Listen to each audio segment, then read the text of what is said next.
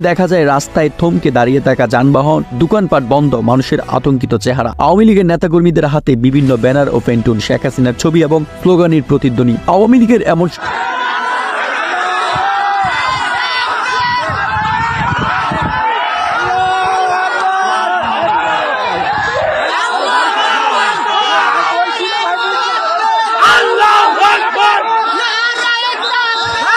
ওদেরকে মোকাবেলা করছে সীমান্তে অবস্থান করে। এই মুহূর্তে রয়েছে আমি চাঁপাইনবাবগঞ্জের আজ শুক্রবার বিকাল 5টার পর থেকেই বাংলাদেশ এবং ইন্ডিয়ার বর্তমানে যে দ্বন্দ্ব সৃষ্টি হয়েছে চাঁপাইনবাবগঞ্জ জেলার শিখবন থানায়। বর্তমানে বিজিবি এবং বাংলাদেশের সাধারণ জনগণ বিএসএফের সঙ্গে দ্বন্দ্ব দফায় দফায় শুরু হয়েছে। এই দফায় দফায় দ্বন্দ্ব বন্ধ হবে কি, এমন পরিস্থিতিতে ডক্টর ইউনূসকে প্রশ্ন করা হলে উনি বলেছেন যে কোনো প্রকার ছাড় দেওয়া হবে না।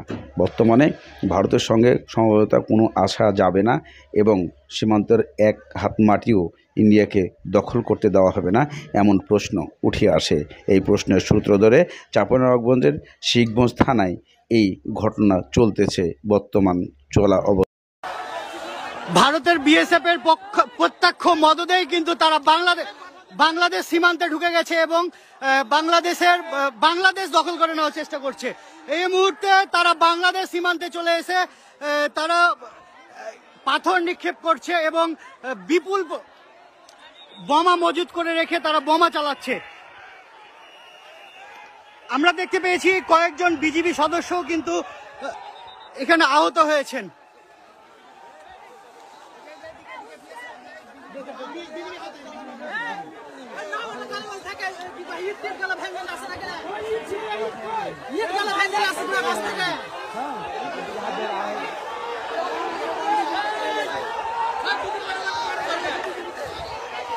আমরা একটু আগে দেখেছি যে বিএসএফ এর মদদেই তারা এখানে হাত বোমা চার্জ করেছে এবং বেশ কয়েকটি হাত বোমা চার্জ করেছে।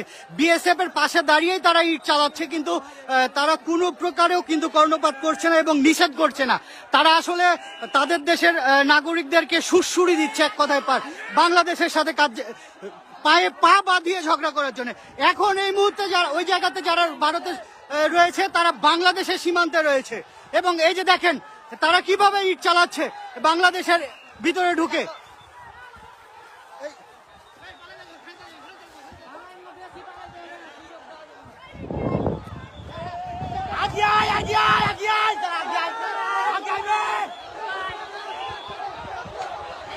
এখানকার পরিস্থিতি খুবই ভয়াবহ।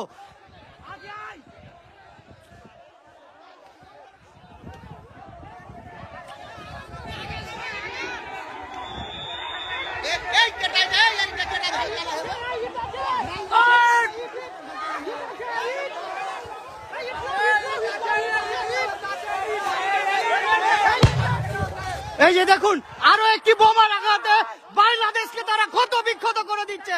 আসলে বাংলাদেশকে তারা দখল করে নিতে চায়, কিন্তু এখানে বিজিবি যেভাবে ভারতের নাগরিকদেরকে প্রত্যক্ষভাবে সাই দিচ্ছে, কিন্তু বিজিবি আসলে বাংলাদেশের নাগরিককে বাধা দিচ্ছে। এই যে দেখুন বাংলাদেশের অভ্যন্তরে তারা বোমা ফুটাচ্ছে, মুহুর্মুহুর বোমা ফুটাচ্ছে। কার্যত বাংলাদেশের বিজেপি এখানে সীমান্তে এত বোমা ফুটছে, কি করছে তারা?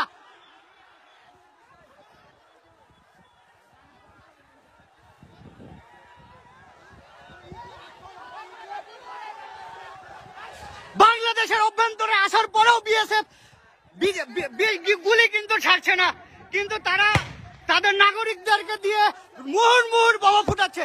এখানে একটা যুদ্ধগত অবস্থায় পরিণত হয়েছে। বাংলাদেশের মানুষ ফসে উঠেছে। এই যে দেখুন কি পরিমাণের বোমা ফুটাচ্ছে তারা।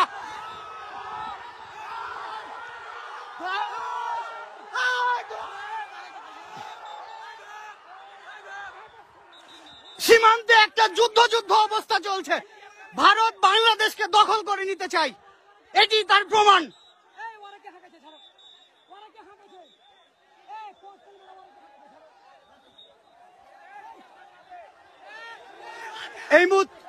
এই মুহূর্তে বাংলাদেশের অভ্যন্তরে তারা টিয়ার গ্যাস চালিয়েছে। এই যে তার ধোঁয়া এবং তার প্রমাণ করছে বিজেপি।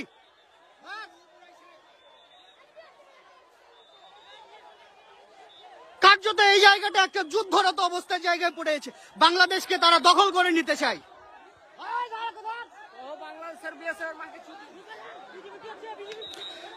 সীমান্তের যে নাগরিকরা রয়েছে তারা আসলে এখানে একটা আতঙ্কের মধ্যে রয়েছে।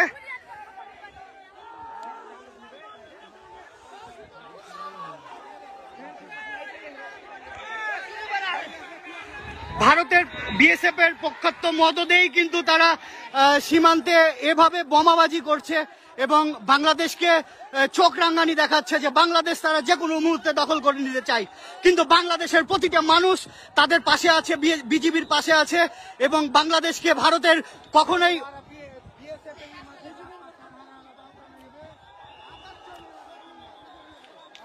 বিজিবি কার্যত মানুষকে শুধু থামাচ্ছেই, আর বিএসএফ ভারতের মাটিতে দাঁড়িয়ে বাংলাদেশে টিয়ার গ্যাস নিক্ষেপ করছে। আসলে এটা আসলে কেন চুপচাপ আছে সেটাই বুঝতে পারছি না।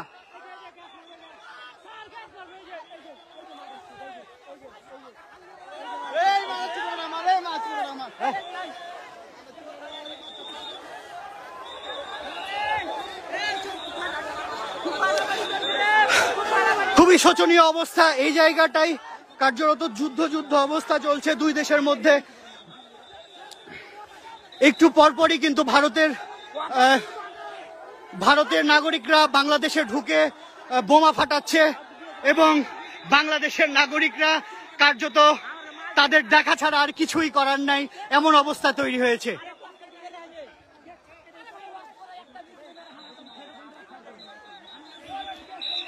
এই মুহূর্তে রয়েছি চাঁপাইনবাবগঞ্জের চোকা সীমান্তের সর্বশেষ আপনাদেরকে দেখানোর চেষ্টা করছি।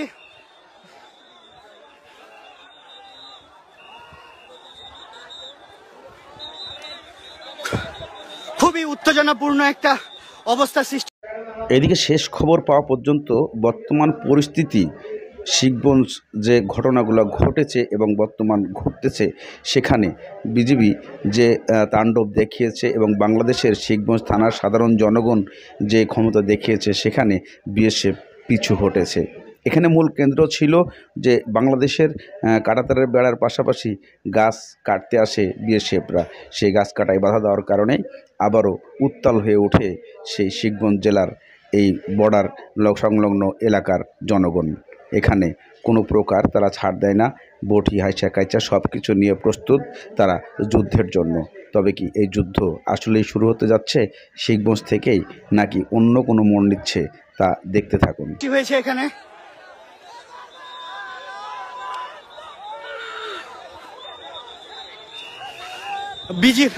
ভারতীয় নাগরিকরা একটু পরপরই ইটপাটকেল ছুটছে আর বাংলাদেশের অভ্যন্তরীণ এসব অবস্থান নিচ্ছে এবং তারা বোমাও ফাটাচ্ছে।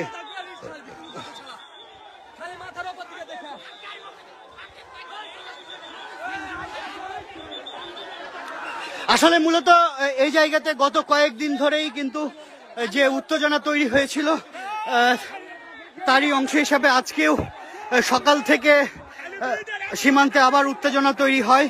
সেই উত্তেজনার পরেই কিন্তু ভারতের নাগরিকরা বাংলাদেশের অভ্যন্তরে এসে বোমা ফাটাচ্ছে, ইটপাটকেল নিক্ষেপ করছে এবং বাংলাদেশকে দখল করে নেওয়ার হুমকি দেখাচ্ছে। কিন্তু এখানে স্থানীয়দের প্রত্যক্ষ সহযোগিতায় তারা বারবার ব্যর্থ হচ্ছেন এবং সীমান্তে এই মুহূর্তে হাজার হাজার মানুষ, এই অঞ্চলের হাজার হাজার মানুষ ঢাল হিসেবে দাঁড়িয়েছে ভারতের। গেঞ্জি পরো।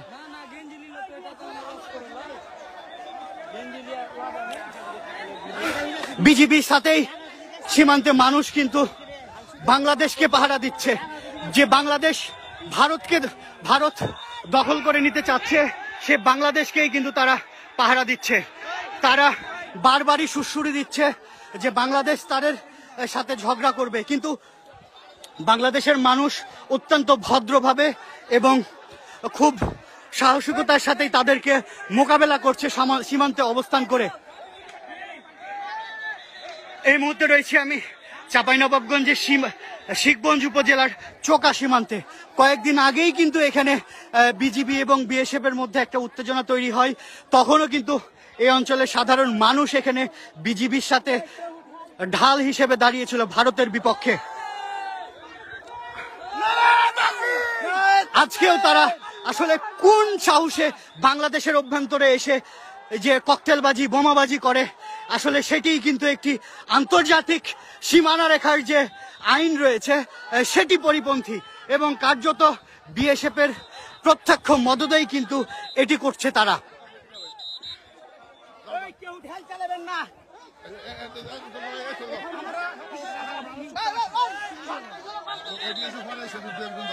আমাদের জিনিসপত্র নাকি আপনাদের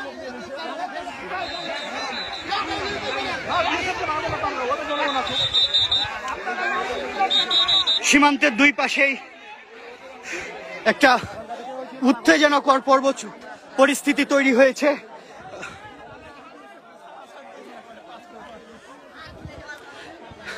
সীমান্তে বিজিবির সাথে সাধারণ মানুষ কিন্তু ঢাল হিসেবে দাঁড়িয়েছে।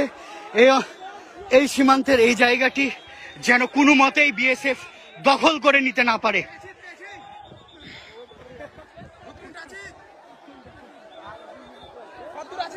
এবং সীমান্তে, বাংলাদেশ সীমান্তে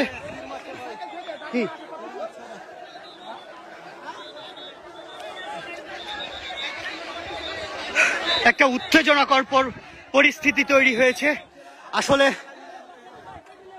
হাজার হাজার মানুষ এই অত্র অঞ্চলের যত যুবক বৃদ্ধ যারা ছিল সবাই কিন্তু এই সীমান্তে এসে জড়ো হয়েছে। ভারত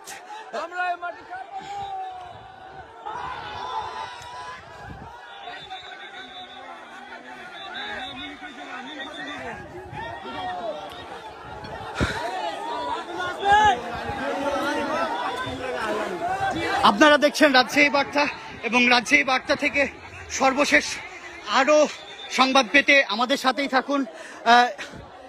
কেউ যদি পুনরায় আবার এই সাহসটুকু করে যে এই বাংলাদেশে আবার ছাত্র জনতার এই বিপ্লবের বিরুদ্ধে প্রতি বিপ্লব করার চেষ্টা পর্যন্ত আমরা দেখি, আমরা বলে দিচ্ছি 5ই আগস্ট দেখেছেন, এরপরে যা দেখবেন তা দেখার জন্য ছাত্র জনতার পক্ষ থেকে যা হবে তা দেখার জন্য আপনাদের অস্তিত্ব থাকবে না। যদি নিজের অস্তিত্ব টিকিয়ে রাখতে চান তাহলে ভুলেও ছাত্র জনতার বিপক্ষে গিয়ে একটি কথা বলারও স্পর্ধা দেখাবেন না।